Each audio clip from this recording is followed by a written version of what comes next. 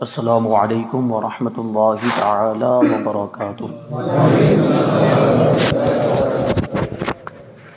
الحمد للہ رب العالمین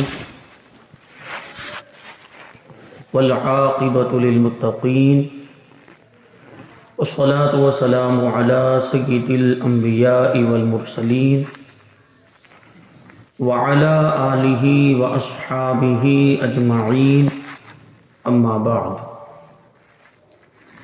فاعوذ باللہ من الشیطان الرجیم، بسم اللہ الرحمن الرحیم۔ یا ایہا الذین آمنوا ادخلوا فی السلم کافۃ ولا تتبعوا خطوات الشیطان انہ لکم عدو مبین۔ صدق اللہ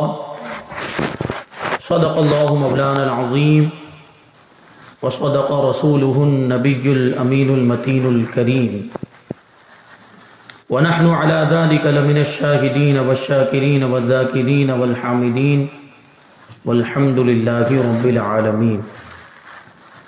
آئیے ہم اور آپ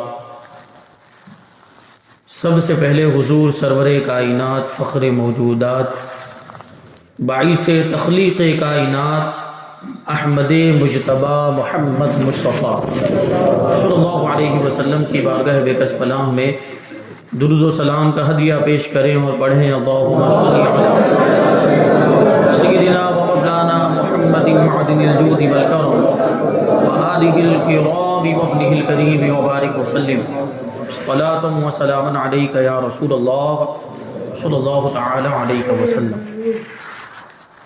عزیزان ملت اسلامیہ، اللہ تبارک و تعالیٰ کا بے پناہ فضل و احسان ہے کہ ہمیں اس نے ایسی محفل سجانے کی توفیق عطا فرمائی، اس میں اللہ اور اس کے رسول کا ذکر ہوگا، سیکھنے سکھانے کی باتیں ہوں گی۔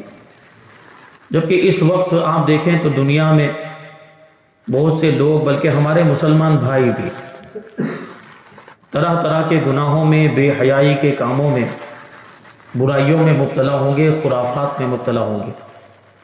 اللہ تبارک و تعالی ہمارے مسلمان بھائیوں کو نیک توفیق عطا فرمائے اور ہدایت عطا فرمائے۔ یہ 31 نائٹ اس کو کہتے ہیں، سال مکمل ہوتا ہے، نیا سال شروع ہوتا ہے۔ جبکہ ہم مسلمان ہیں، ہمارا نیا سال تو محرم سے شروع ہوتا ہے، تو ہمیں یہ سب منانے اور سیلیبریٹ کرنے کی ضرورت ہی نہیں، کیونکہ یہاں سے تو ہمارا سال شروع ہی نہیں ہو رہا، یہ تو انگریزوں کا سال ہوگا، یہود و نصارہ کا سال، وہ منائیں، ہم کیوں منائیں؟ بہرحال، اور اگر ہمارا جو اسلامی نیا سال یعنی محرم، وہ بھی اگر ہم منائیں گے، وہ بھی اگر سیلیبریٹ کریں گے تو اسلامی طریقے پر منائیں گے، شریعت کی روشنی میں منائیں گے۔ ہوتا بھی ہے، جب ہمارا نیا سال شروع ہوتا ہے تو ہم ایک دوسرے کو مبارکباد دیتے ہیں اور ایک دوسرے کو دعائیں دیتے ہیں کہ یہ سال تو کسی طریقے سے گزر گیا، آنے والا سال ہمارے لیے برکتوں والا، اور اس میں اللہ تبارک و تعالی ہمیں اچھے کام کرنے کی توفیق عطا فرمائے، برائیوں سے بچائے اور ہمیں رزق میں برکت عطا فرمائے، یعنی ہم اچھی چیزوں کی دعائیں دیتے ہیں۔ تو ہمارا جو سال ہے یعنی اسلامی سال، وہ تو محرم سے شروع ہوتا ہے، ہم اس وقت مبارکبادی دیتے ہیں۔ تو یہ ہمارے لیے نہیں، یہ یہود و نصارہ نے یہ طریقہ ایجاد کیا، اور یہود و نصارہ کی اتباع میں یہ دوسری قوم کے لوگ بھی اس کو منانے لگ گئے، اور پھر بات یہاں تک پہنچی کہ ہمارے اسلامی بھائی بھی یہ نیا سال منانے لگ گئے، 31 کو سیلیبریٹ کرنے لگ گئے۔ معاملات یہ ہیں کہ صرف منانے کی بات ہوتی تو کسی حد تک یہ بات مانی جا سکتی تھی، لیکن اس میں اتنے زیادہ خرافات، اور اس کو منانے کا مطلب ہی یہ ہے کہ گناہوں کا مجموعہ اس میں جمع کر دیا گیا۔ اب وہ 31 آپ دیکھیں تو اس میں پارٹیز ہوتی ہے، اس میں یہ جشن منائے جاتے ہیں، اور اس میں کلب بھرے ہوتے ہیں، وہاں پر کیا ہوتا ہے، کیسے کیسے خرافات، اس کو ہم بیان نہیں کر سکتے۔ ناچ گانا ہوتا ہے، بے حیائی کے کام ہوتے ہیں، اور اس میں میوزک وغیرہ، ڈرامے اور یہ سب چیزیں ہوتی، شراب پی جاتی ہے، جوا کھیلا جاتا ہے، زنا کاری ہوتی ہے، بدکاریاں ہوتی ہیں، وہاں بدنگاہی ہوتی ہے، یہ سب گناہوں کا مجموعہ۔ اس رات میں یہ لوگ 31 کے نام پر جو مناتے ہیں اس میں یہ ساری چیزیں ہوتی ہیں، اور یہ ساری چیزیں یقیناً اسلام کے خلاف ہے، شریعت کے خلاف ہے۔ ہمارے یہ لائق ہی نہیں ہے کہ ایک مسلمان اس طریقے سے شریعت کے خلاف جا کر کوئی پروگرام منائے اور اس طرح کا کوئی سیلیبریشن کرے، ہرگز اسلام اس کی اجازت نہیں دیتا۔ تو یہاں پر دیکھیں اللہ تبارک و تعالیٰ تو ہمیں کیا حکم دے رہا ہے، میں نے جو آیت کریمہ تلاوت کی، اللہ تبارک و تعالیٰ ارشاد فرماتا ہے یا ایھا الذین آمنوا ادخلوا فی السلم کافہ، اے ایمان والو اسلام میں پورے طور پر داخل ہو جاؤ۔ یعنی کیا مطلب کہ اب اسلام ہی پر عمل کرو، اسلام کے طریقے پر عمل کرو، شریعت پر عمل کرو، اسلام کے احکام پر عمل کرو، رسول اللہ صلی اللہ علیہ وسلم کی سنتوں پر عمل کرو، کسی دوسرے مذہب پر عمل نہ کرو، کسی دوسرے کے طریقے پر عمل نہ کرو، کافروں کے طریقے کی پیروی نہ کرو، یہود و نصارہ کی اتباع نہ کرو، یہ مطلب ہوتا ہے۔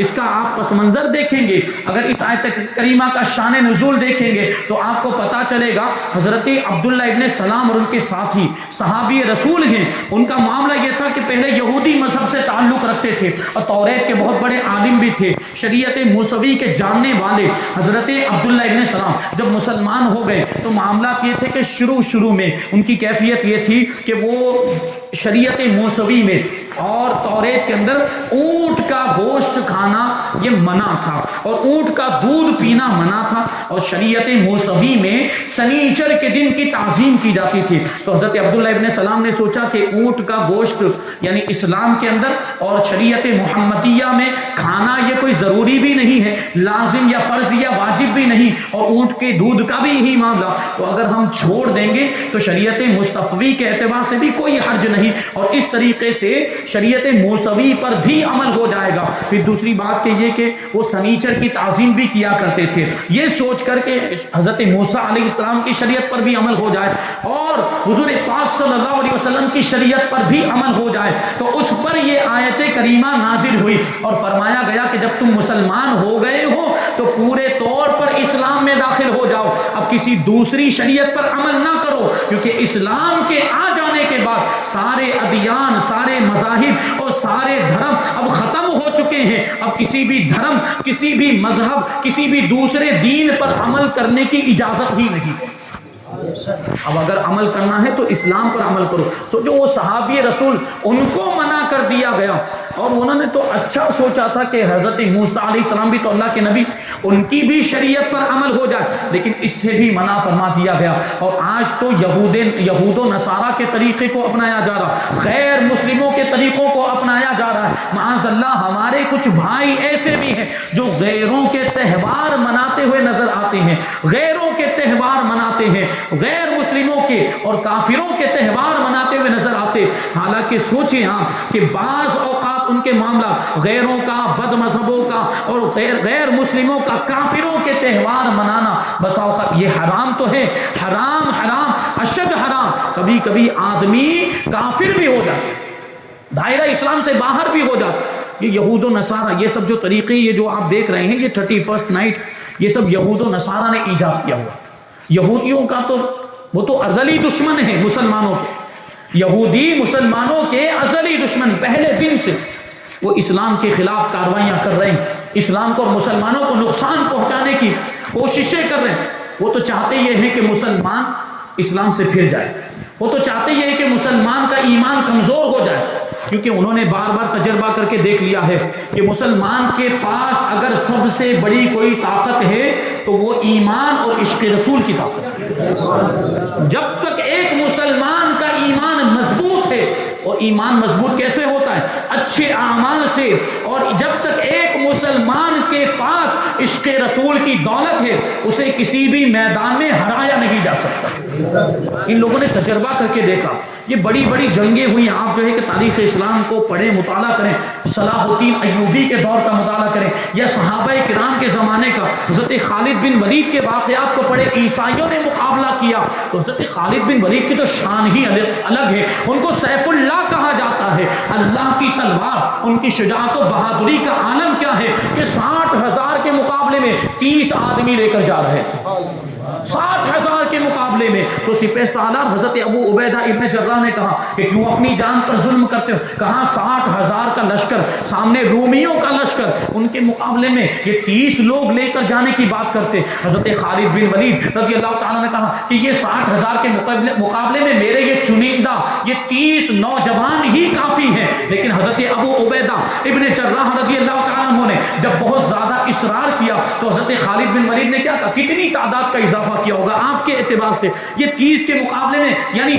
سامنے تو 60,000 کا لشکر ہے، اس کے مقابلے میں حضرت خالد بن ولید 30 لے کر جا رہے تھے۔ تو حضرت ابو عبیدہ نے تعداد بڑھانے کے لیے کہا آپ کو کیا لگتا ہے کتنی تعداد بڑھائی ہوگی؟ حضرت خالد بن ولید نے کہا کہ اس کے علاوہ اس کی تعداد صرف ڈبل کر دی جائے، صرف 60 لوگ لے کر جاؤں گا، 60 لوگ لے کر جاؤں گا۔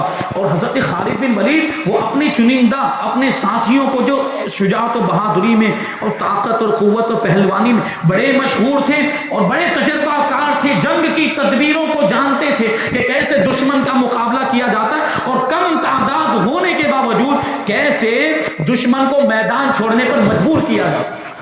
آخر کر وہ 60 لوگ لے کر گئے اور خالد بن ولید نے مقابلہ کیا 60,000 کے لشکر کا، اور یہ 60 کے مقابلے میں وہ 60,000 میدان چھوڑنے پر مجبور ہو گئے۔ یہ کون سی طاقت تھی جو ان کو ہر میدان میں کامیاب کرتی تھی؟ وہ ایمان کی طاقت تھی، وہ عشق رسول کی طاقت تھی۔ وہ زمانے میں معزز تھے مسلمان ہو کر، شعر سنتے ہیں، وہ زمانے میں معزز تھے مسلمان ہو کر، اور ہم خار ہوئے تاریک قرآن ہو کر۔ ہم جو آج ذلیل ہو رہے ہیں، رسوا ہو رہے ہیں، کیوں؟ کیونکہ ہم نے اسلام پر عمل کرنا چھوڑ دیا، ہمارا ایمان کمزور ہو گیا۔ اور یہی تو یہودیوں کی سازش ہے، یہی تو عیسائیوں کی سازش ہے کہ ہمارا ایمان کمزور ہو جائے تاکہ ہم کو ہرانا ممکن ہو جائے اور آسان ہو جائے، ہمیں شکست دینا آسان ہو جائے۔ یہ ان کی پلاننگ بہت پرانے زمانے سے چل رہی۔ یہود و نصارہ نے، یہودیوں نے خاص طور پر مسلمانوں کے اندر، یہ بات میں آپ کو بتاؤں، یہ 3 چیزیں رائج کی ہیں، غور کریں گے آپ۔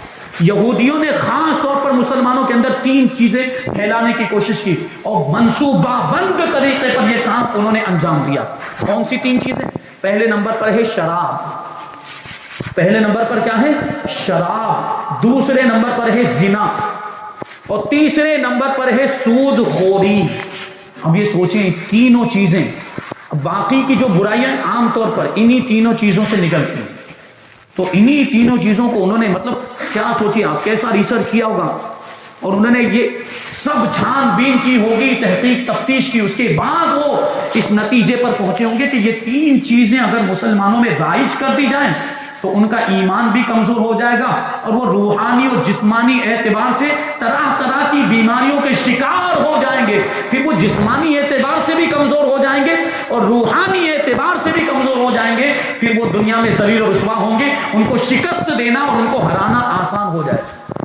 یہ ان کی سازش، اور آج ہم ان کی سازش کو پورا کرتے ہوئے نظر آتے ہیں۔ آج ہم دیکھتے ہیں ہمارے بھائیوں میں کتنے شرابی پائے جاتے ہیں، کتنے ایسے جو شراب کے عادی ہمارے معاشرے کے اندر، اور زنا کے بھی کتنے معاملات آئے دن ہمارے سامنے آتے ہیں۔ مسلمان بھائی بھی، غیر کرے تو الگ بات، مسلمانوں کے اندر یہ معاملات اور ایسے واقعات ہم کو سننے کو ملتے ہیں۔ بڑا افسوس ہوتا ہے کہ مسلمان کبھی ایسے اتنے بڑے گناہ کے قریب جاتا ہے۔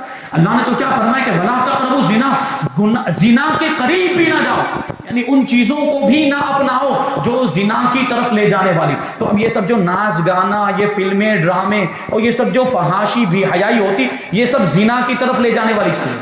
سینما دیکھیں گے، فلمیں دیکھیں گے، ڈرامے دیکھیں گے اور بے حیائی کے مناظر دیکھیں گے تو کیا ہوگا؟ شہوت کا ہیجان ہوگا۔ اب اس شہوت کو پوری کرنے کے لیے آدمی اسباب تلاش کرے گا، ذرائع تلاش کرے گا، جائز ذریعہ نہیں ملے گا تو حرام ذریعے کی طرف جائے گا۔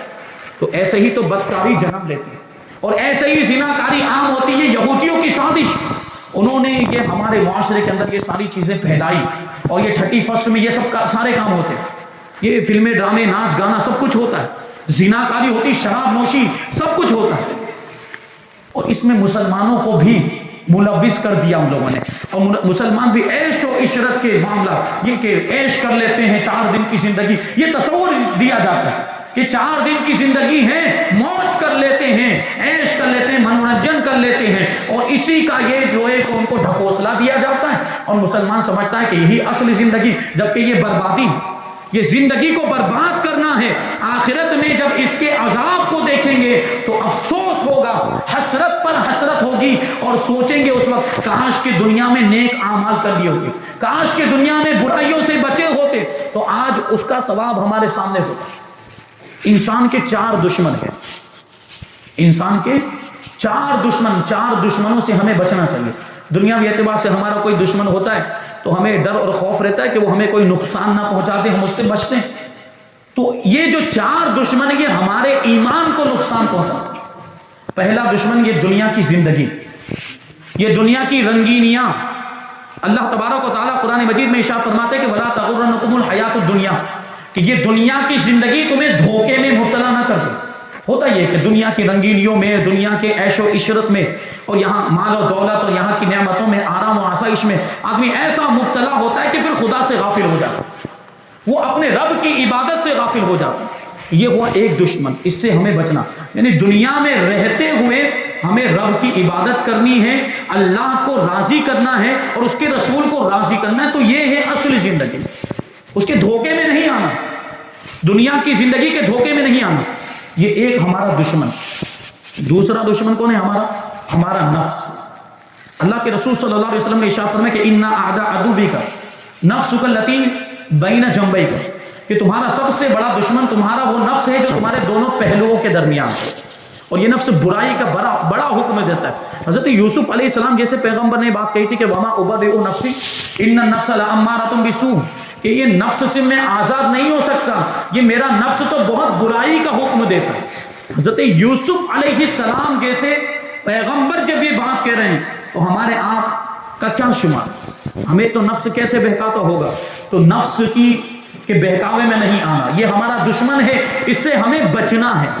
نفس ہمیں غلط کاموں پر ابھارے گا، برے کاموں پر، بے حیائی کے کاموں پر ابھارے گا، لیکن ہمیں وہ کام کرنے نہیں ہے۔ نفس کو مارنا اور نفس کو حکم دینا ہے کہ اے نفس خدا سے ڈر، اللہ کی فرما برداری کے کام کر، نافرمانی کے کام نہ کر۔ یہ ہوا دوسرا دشمن۔ تیسرا دشمن ہے شیطان، جنات والا شیطان، ابلیس اور اس کے چیلے۔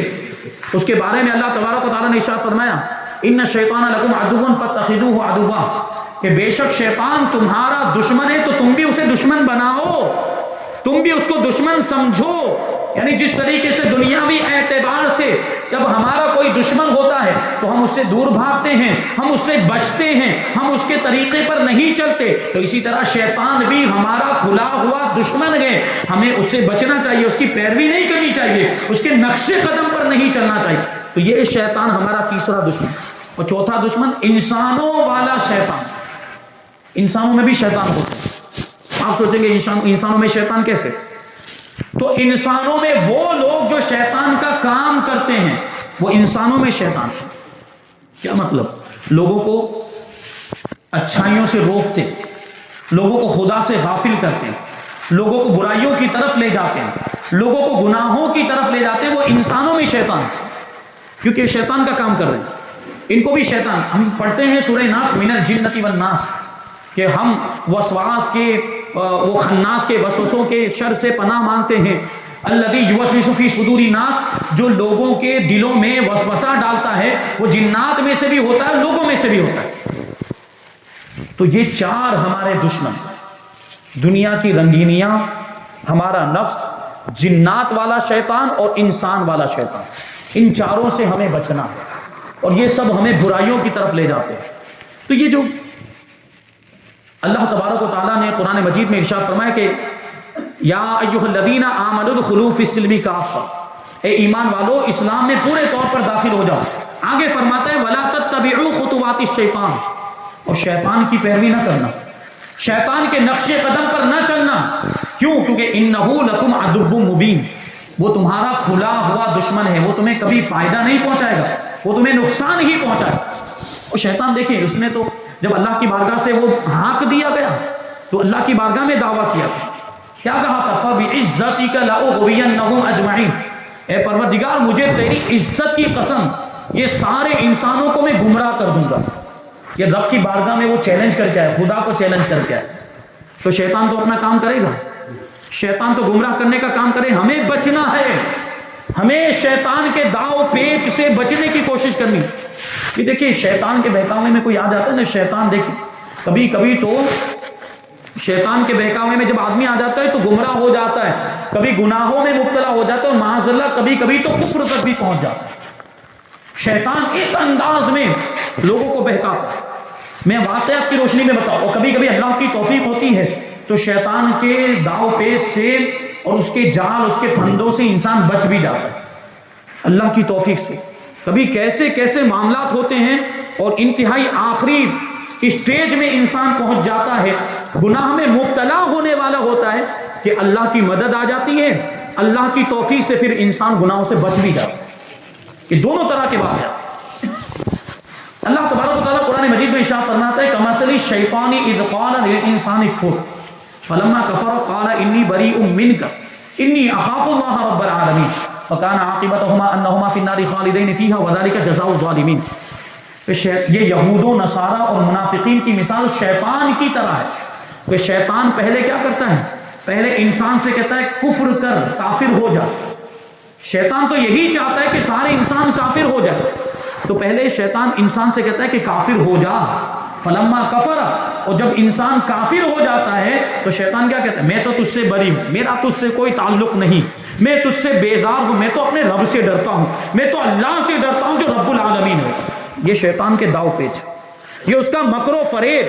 پہلے ہمیں بہکاتا ہے، پہلے ہمیں گمراہ کرتا ہے، پھر ہم سے براءت کا اظہار کر دیتا ہے کہ میں تو تم سے بری ہوں، میرا تم سے کوئی تعلق نہیں، میں تو اللہ سے ڈرتا ہوں جو رب العالمین ہے. تو اللہ تبارک و تعالیٰ ان دونوں کے بارے میں فرماتا ہے، یعنی شیطان کے بارے میں اور جو اس کے بہکاوے میں آ کر کافر ہو جاتا ہے، کفر اختیار کر لیتا ہے، ان دونوں کے بارے میں اللہ فرماتا ہے فَكَانَ عَاقِبَتُهُمَا فِي النَّارِ، ان دونوں کا انجام جہنم کی آگ. یہ دونوں جہنم میں جائیں گے، یعنی شیطان بھی جائے گا اور اس کے متبعین بھی جہنم میں جائیں گے، اور وہ اس میں ہمیشہ رہیں گے، اور یہی ظالموں کا بدلہ. اس آیت کریمہ کے تحت ایک واقعہ بیان کیا جاتا ہے، بنی اسرائیل کے ایک راہب برسیسا کا واقعہ. یہ مختلف روایتوں کے ساتھ یہ واقعہ آیا، اور مختلف اس میں چینجنگ بھی الگ الگ روایتوں میں الگ الگ باتیں ہیں.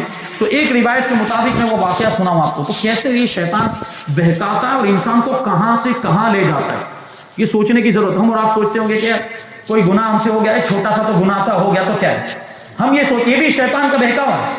کیوں؟ چھوٹے گناہ کو ہم چھوٹا سمجھتے ہیں، پھر کیا ہوتا ہے، پھر ہم بڑے گناہ کی طرف چلے جاتے ہیں، پھر بڑے گناہ کرتے کرتے ہمارا دل سخت ہوتا ہے، پھر وہ بڑے گناہ بھی ہم کو بڑے نہیں لگتے ہیں، پھر اور بڑے گناہ معاذ اللہ. اسی طریقے سے انسان کفر کی طرف بھی چلا جاتا ہے، یہ شیطان لے کر جاتا ہے. تو وہ راہب برسیسا بنی اسرائیل کا پادری بڑا عبادت گزار تھا، بڑے اس کے چرچے، اور اس نے کتنے سال تک عبادت کی بتاؤں آپ کو؟ 220 سال تک اللہ کی عبادت کرتا رہا. 220، اتنی تو ہماری عمریں بھی نہیں ہوتی. 220 سال تک وہ اللہ تعالیٰ کی عبادت کرتا رہا، اور اس کے شاگرد تقریباً 60,000 تو اس کے شاگرد لوگوں کو تعلیم بھی دیتا تھا. اور اس کی تعلیم کی وجہ سے اس کے شاگردوں کا معاملہ کیا ہو گیا کہ اس کی تعلیم ایسی تھی کہ اس کے شاگرد ہوا میں اڑتے تھے. اب سوچو وہ کیسا عابد ہوگا، کیسا عبادت گزار ہوگا. اور شیطان کو ایسا عبادت گزار اور ایسا عابد برداشت ہو سکتا ہے؟ وہ اس کو برداشت کر سکتا ہے؟ وہ تو اللہ کی عبادت سے دور کرنے کا کام کرتا ہے. تو اس کے بارے میں فرشتوں نے اللہ تبارک و تعالیٰ کی بارگاہ میں عرض کیا، کیونکہ فرشتوں کو اللہ تبارک و تعالیٰ نے اختیار دیا، وہ لوح محفوظ کو پڑھ لیتے ہیں، لوح محفوظ میں انسانوں کی تقدیر کو بھی پڑھ لیتے ہیں. تو فرشتوں نے یہ برسیسا راہب کی تقدیر کو پڑھا، اس کے نصیب کو پڑھا، تو اس کی قسمت کو کیا لکھا ہوا تھا کہ یہ برسیسا راہب ان قریب شرابی بن جائے گا، اور یہ کفر کی طرف جائے گا، یہاں تک کہ کافر ہو جائے گا.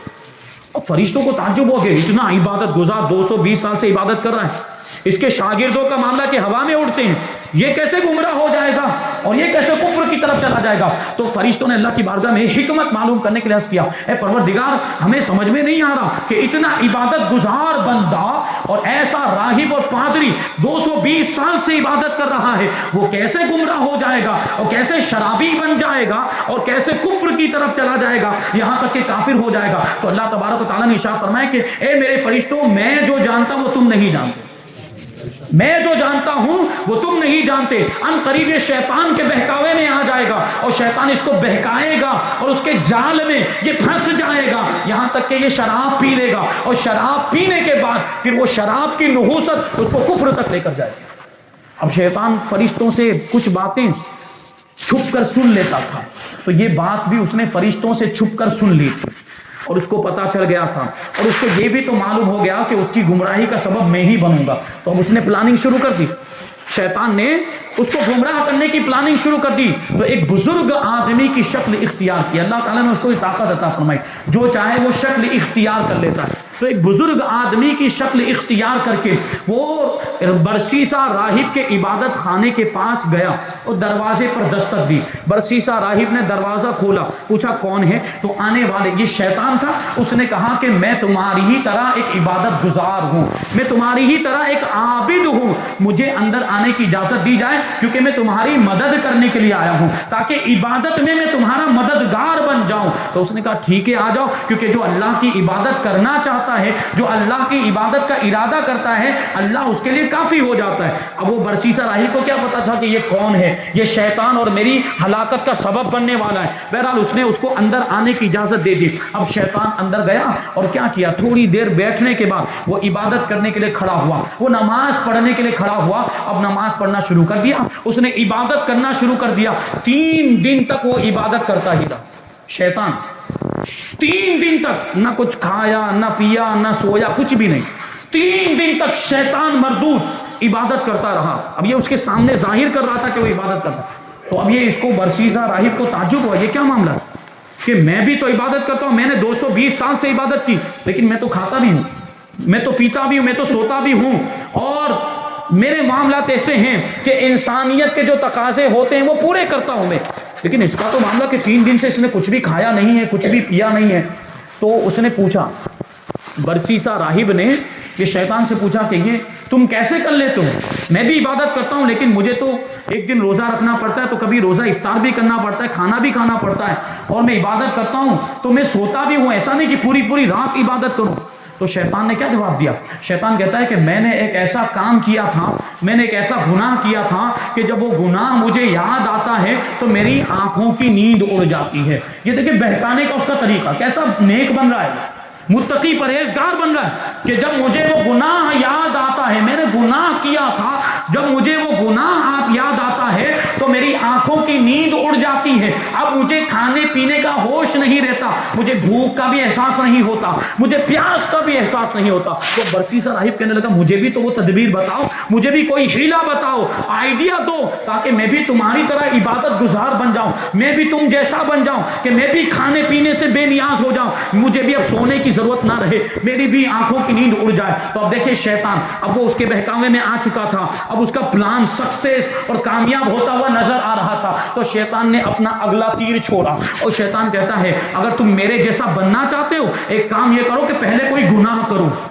دیکھیے مجھ جیسا بننا چاہتے ہو تو پہلے کوئی گناہ کرو، پھر اللہ کی بارگاہ میں توبہ کرو، کیونکہ وہ بہت مہربان اور وہ بخشنے والا ہے، وہ تمہارے گناہوں کو بخش دے گا، پھر تم میرے جیسے ہو جاؤ گے، پھر تمہارا رتبہ میرے جیسا ہو جائے گا، پھر تمہیں بھی کھانے پینے کی ضرورت نہیں پڑے گی، تمہیں بھی سونے کی ضرورت نہیں پڑے گی۔ تو وہ برسیسا راہب اس کی باتوں میں آ گیا اور کہنے لگا کہ ٹھیک ہے چلیے یہ گناہ میں کرنے کے لیے تیار ہوں، کون سا گناہ کرنا پڑے گا؟ تو اس نے کیا کہا، شیطان مردود نے کہا کہ جاؤ اور کسی مسلمان کو قتل کرو۔ تو برسیسا راہب نے کہا نہیں، میں کسی مسلمان کو قتل نہیں کر سکتا کیونکہ یہ بہت بڑا جرم ہے۔ تو پھر شیطان نے کہا کہ ٹھیک ہے ایک کام کرو، جاؤ اور زنا کرو، کسی عورت کے ساتھ زنا کرو۔ برسیسا راہب نے کہا کہ نہیں یہ بھی بہت بڑا گناہ ہے، یہ بھی میں نہیں کر سکتا، اس سے چھوٹا والا کوئی گناہ بتاؤ، اس سے آسان والا کوئی گناہ بتاؤ۔ تو اب شیطان نے اپنے ترکش کا آخری تیر پھینکا اور کیا کہتا ہے کہ ایک کام کرو، جاؤ اور جا کر شراب پیو۔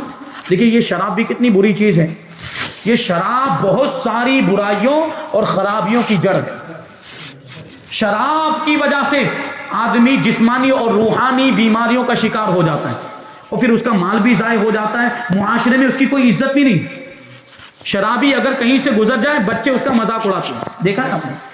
پاگلوں اور مجنون اگر گزرے تو جیسے بچے پاگلوں کا مذاق اڑاتے ہیں اسی طرح شرابی کا بھی مذاق اڑاتے، پتھر ماریں گے، کنکر ماریں گے، جملے کسیں گے۔ یہ ہم نے دیکھا، کیونکہ معاشرے میں اس کی کوئی عزت نہیں۔ کہیں پڑا ہوا ملے گا آپ کو فٹ پاتھ پر شرابی، اور عقل مندوں کے نزدیک وہ قابل عزت ہوتا نہیں۔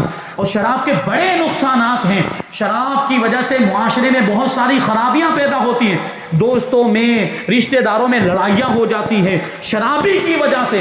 اور شراب پینا شرابی کو طرح طرح کے گناہوں پر ابھارتا ہے، اور شراب کے نشے میں بسا اوقات ایسے معاملات ہو جاتے ہیں اور کبھی کبھی تو طلاق تک کی بھی نوبت آ جاتی، میاں بیوی میں لڑائی جھگڑے ہوتے ہیں، شوہر شراب پی کر آتا ہے، بیوی کو پیٹتا ہے اور کبھی کبھی طلاق کے الفاظ بھی بول دیتا ہے۔ اس طرح کے معاملات، یہ شراب کی نحوستیں علماء نے بیان کیا۔ فقی ابو اللیث نے بیان کیا ہے کہ شرابی جب شراب پیتا ہے تو 10 سزائیں اس کو دنیا ہی میں مل جاتی ہیں۔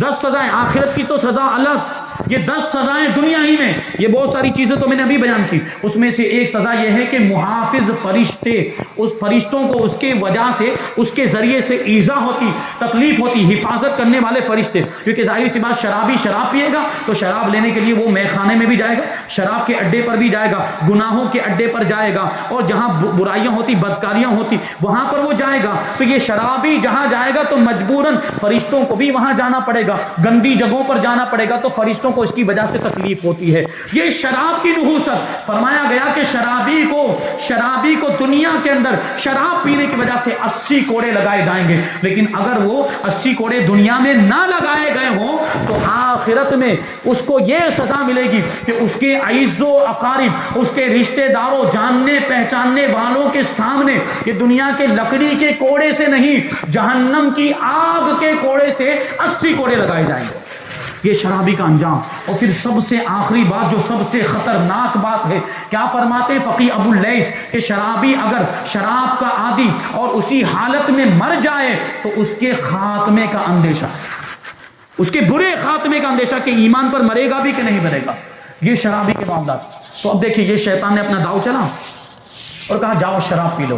تو اب وہ برسیسا راہب تھا، اس نے سوچا کہ چلو یہ پہلے والے 2 کام، یہ کسی کو قتل کرنا یا زنا کرنے سے آسان، جا کر شراب پی لیتا ہوں۔ وہ گیا، ایک خوبصورت حسین و جمیل عورت جو شراب بیچتی تھی اس کی دکان پر گیا اور اس سے شراب لی، شراب کو پیا۔ اب جب شراب کا نشہ ہوا، نشے میں مدہوش ہو گیا، تو وہ جو عورت حسین و جمیل تھی اس کے ساتھ اس نے زنا کیا، اور زنا کرتے ہوئے اس عورت کے شوہر نے اس کو دیکھ لیا۔ تو اب انتقام سے بچنے کے لیے اور بدنامی سے بچنے کے لیے اس عورت کے شوہر کو اس نے قتل بھی کر دیا۔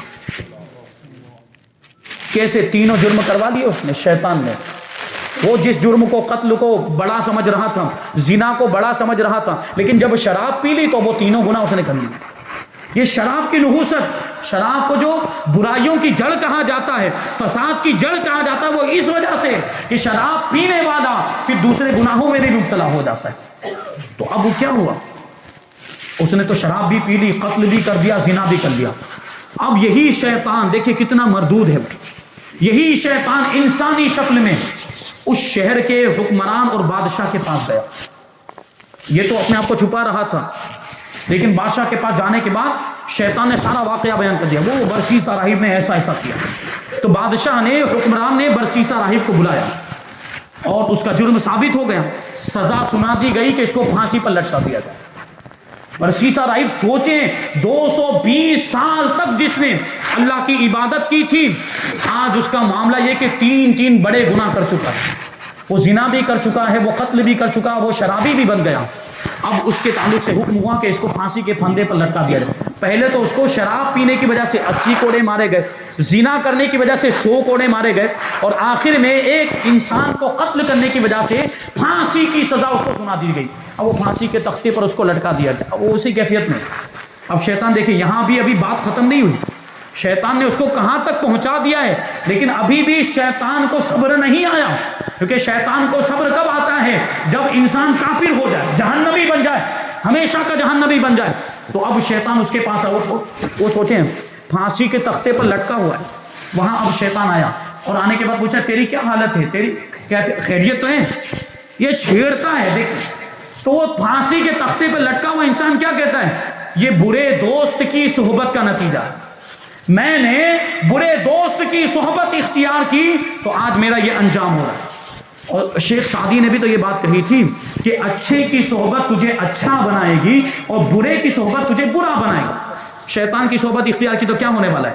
اب شیطان نے اپنا آخری داؤ کھیلا اور اس نے کیا کہا کہ تو پھانسی کے پھندے پر اور پھانسی کے تختے پر لٹکا ہوا ہے، اب بھی اگر تو چاہے تو میں تجھے بچا سکتا ہوں اور تیری جان بچا سکتا ہوں، یہ پھانسی کے پھندے سے تجھے چھٹکارا دلا سکتا ہوں. بس ایک بات ہے، میری وہ بات اگر تو مان لے تو میں تیری جان بچا لوں گا. تو ظاہر سی بات مرتا کیا نہیں کرتا. اس نے کہا ٹھیک ہے بتاؤ تو صحیح کیا بات ہے. تو شیطان نے کہا تو مجھ کو سجدہ کر تو میں تجھے بچا لوں گا، مجھ کو سجدہ کر میں تجھے بچا لوں گا. تو اس نے کہا میں تو یہاں پھانسی کے تختے پر لٹکا ہوا ہوں، حرکت نہیں کر سکتا، میں تجھے سجدہ کیسے کروں گا. تو شیطان نے کہا کہ اشارے سے سجدہ کر لے، سر کے اشارے سے سجدہ کر لے، میں اسی کو قبول کر لوں گا. اتنا کہنا تھا کہ اس نے اشارے سے شیطان کو سجدہ کیا، دائرہ اسلام سے باہر ہو گیا، مشرک ہو گیا، ہمیشہ کے لیے جہنمی.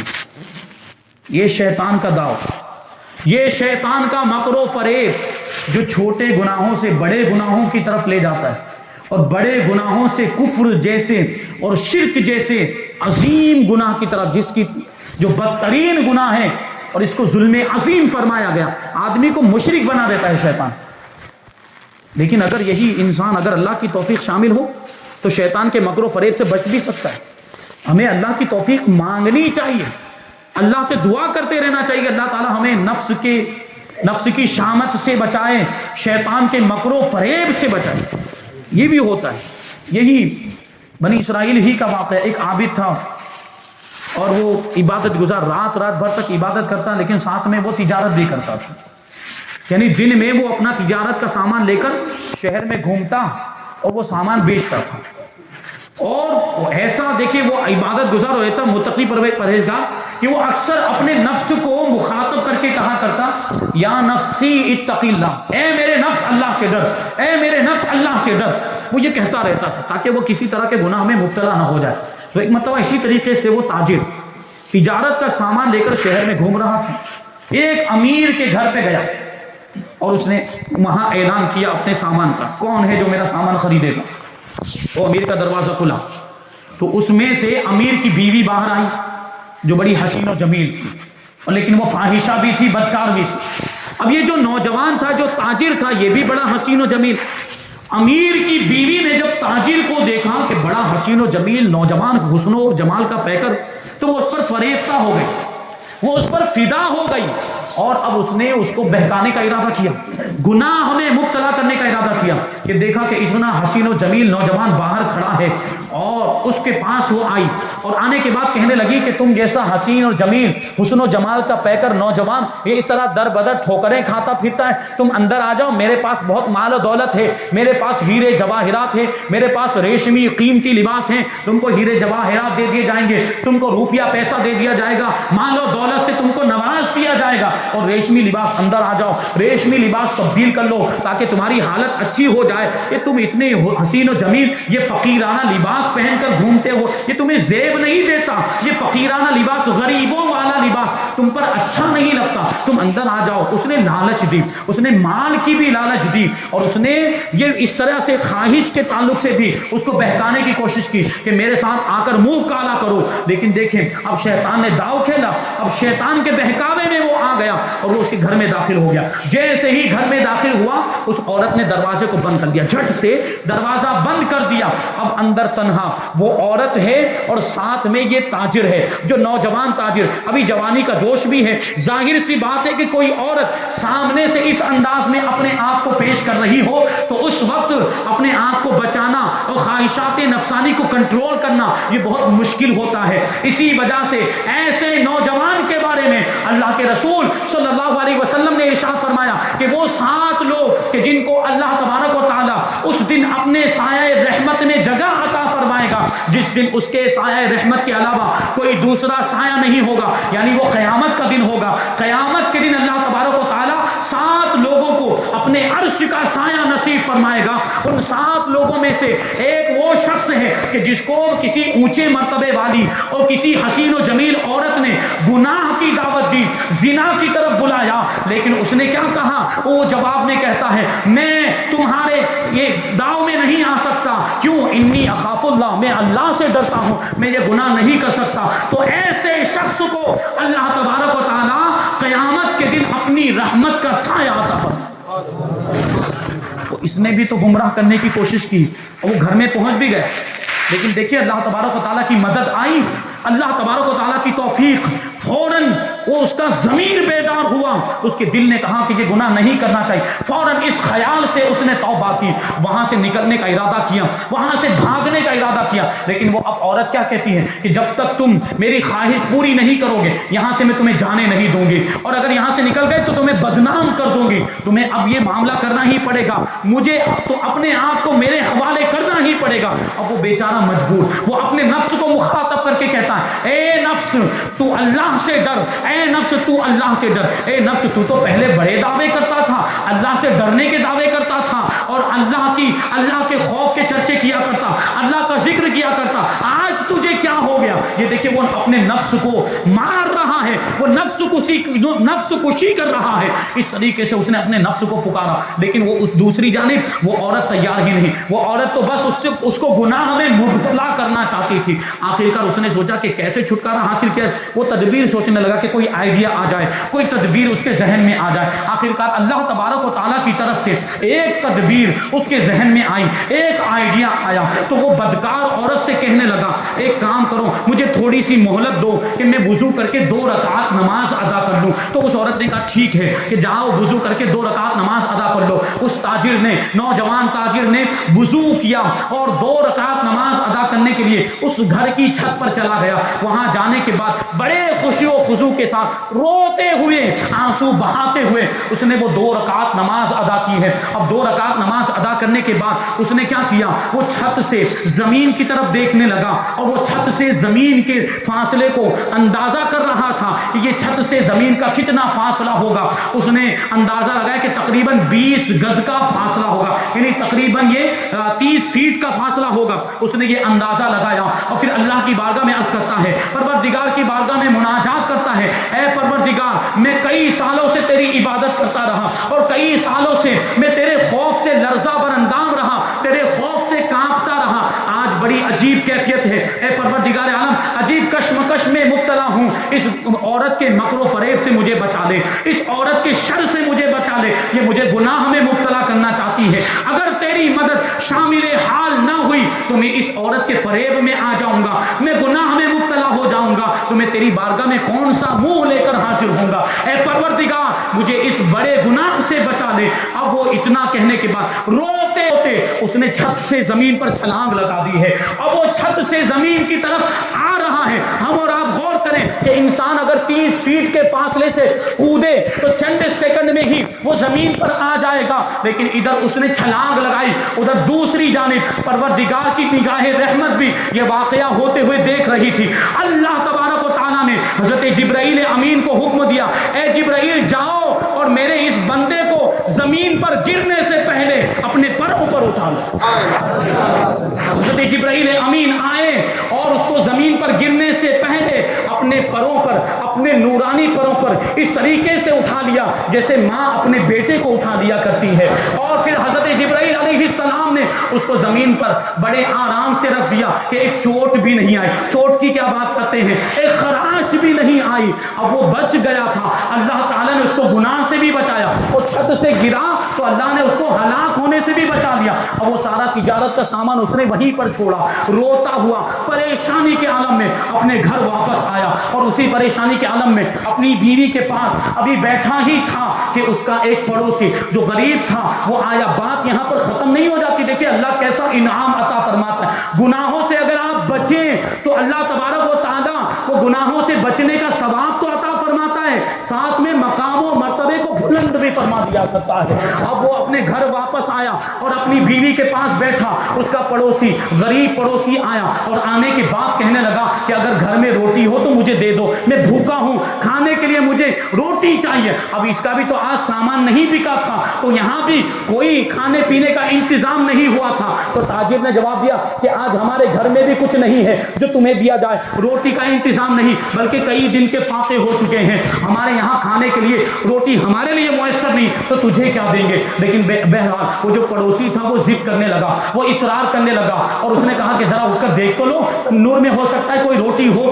نہیں، اس نے کہا، جب بہت زیادہ اس نے اصرار کیا تو تاجر نے کہا کہ دیکھو ہمارے پاس کچھ نہیں، تم کو یقین نہیں آتا تو تم خود ہی جا کر تندور کو دیکھ لو اس میں روٹی ہے کہ نہیں ہے۔ اب وہ جو پڑوسی تھا وہ گھر میں داخل ہوا، تندور کے قریب گیا، اندر اس نے نظر کی، اندر دیکھنے کے بعد وہ تاجر سے کہتا ہے کہ اندر تو گرم گرم تازہ روٹیاں موجود ہیں۔ ابھی تک تو کیا تھا، فاقے ہو رہے کئی دن سے، اب ان لوگ کو تعجب، یہ کیسے کہ ہمارے یہاں تو روٹی کا انتظام، یہ تندور میں روٹی، جھوٹ بولتا ہوں، تندور میں روٹی کہاں سے ہے، جھوٹ بول رہا ہے۔ تو اٹھ کر گئے میاں بیوی دونوں تندور کو دیکھنے کے لیے، تو واقعی اس میں گرم گرم تازہ روٹیاں تیار موجود۔ اب اس کو بھی دیا، پڑوسی کو بھی دیا، شوہر نے بھی کھایا، بیوی کو بھی کھلایا۔ اب بیوی کیا کہتی سوچیں، بیوی کہتی، بیوی بھی تو بڑی ایمان والی تھی، وہ بھی تو جانتی تھی کہ میرے شوہر کا مقام و مرتبہ کیا، اور بیوی کیا کہتی ہے کہ یہ جو کچھ بھی ہوا ہے نا آج واقعہ، یہ روٹیاں ہمیں یہ اللہ تبارک و تعالیٰ کی طرف سے ملی، قدرت نے ہمارے لیے انتظام کیا، اس میں میرا کوئی رول نہیں، یقیناً یہ تیری ہی کرامت ہے، بتا اس کے پیچھے کا واقعہ کیا ہے۔ تو شوہر نے پورا واقعہ بیان کیا، جو فاحشہ عورت کا جو واقعہ تھا وہ پورا واقعہ بیان کیا۔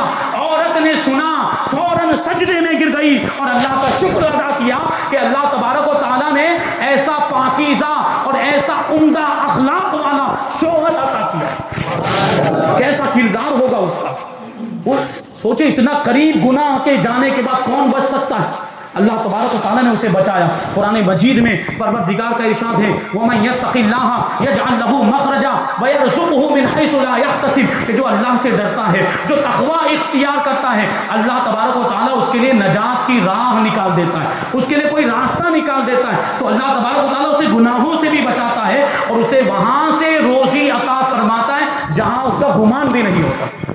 تندور میں روٹی ہوگی اس کا گمان تھا، تو یہ گناہوں سے بچیں، شیطان کا کام یہ ہے کہ آپ کو گمراہ کر دے، لیکن شیطان سے بچا جا سکتا ہے اللہ کی توفیق سے، اور گناہوں سے توبہ کریں، گناہوں سے آج ہی توبہ کریں۔ یہ طرح طرح کے معاملات، اس شراب کے بارے میں بتایا، اس رات میں شراب بھی بڑے دھڑلے سے پی جاتی ہے۔ دیکھیے وہ شراب اس راہب کو کہاں سے کہاں لے گئی، شراب پیا اس نے تو شراب کے نشے میں اب وہ زنا بھی کر لیا، قتل جیسا جرم بھی کر لیا، یہاں تک کہ کفر تک پہنچ گیا۔ تو شراب کی برائی سے، اس کی نحوست سے بھی بچیں، اللہ کی بارگاہ میں آج ہی توبہ کریں۔ اللہ تبارک و تعالیٰ کو توبہ کرنے والے بندے بہت پسند۔